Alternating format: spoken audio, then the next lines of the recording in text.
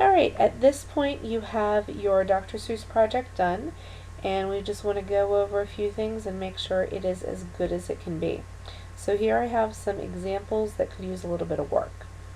For this first one, you can see that the words do not stand out and they don't follow the expected format.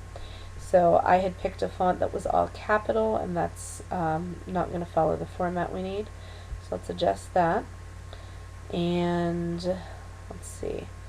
If I'm going to have my words at the top, then I'm going to want this centered. Make sure she's not floating in midair. There we go. Do you see how this is actually showing the background here? So I'm going to go to my picture tools, and I would remove background and fix that. Also, I'm not real crazy about the blue on the blue with the blue, so I might do some changes there to adjust my background. Oops, I can't right click on the picture, I gotta right click on the background. So I could go through and I could change the background, maybe pick some more interesting colors or a texture or something, something that's going to make it stand out more. And let's see here. I'm going to go to my drawing tools for that and play in the text. So maybe, you know what, if the fill is not awful, let's just make it a thicker line around it. There we go, that makes it stand out some more. Okay, so that makes that a little better. Let's look at this next one. Okay, for this one we've got some layout issues. The lion is coming off of his hand, so we're going to bring that up. And let's put A on the next line. So I'm going to backspace the space and hit enter.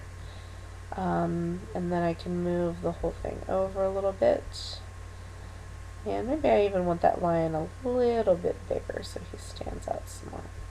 Okay, so that's making that one look a little better. For this one, I'm missing the exclamation point, and I've got this weird background thingy going on here. So I'm going to go back to my drawing tools. We were not supposed to play with stuff in the shapes, so I got to get rid of that shape fill. Let's make these words more interesting. Let's pick a better font. So I'm going to go home and pick something like that. And then this has a lot of empty space here. So what if I made one of these per line? So backspace, enter, and let's make it all a little bigger.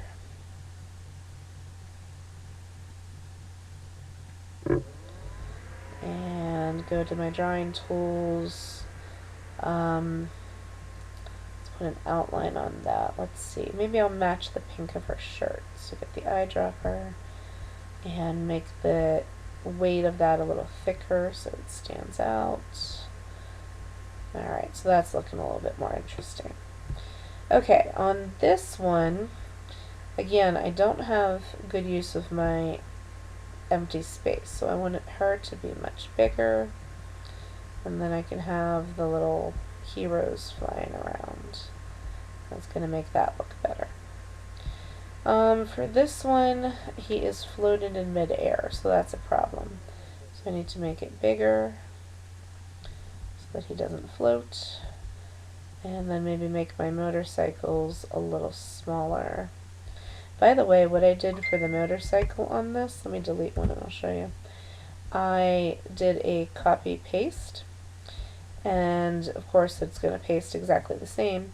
So then I went to my picture tools and I did a rotate and flipped it horizontally, and that's how I got them facing each other. And again, I can just tilt it to kind of line it up with his hand. I think it could still be a hair bigger there so that it's using the space really well. Okay, so that's a good way to improve your pictures, so that you're using good use of white space and backgrounds and things like that.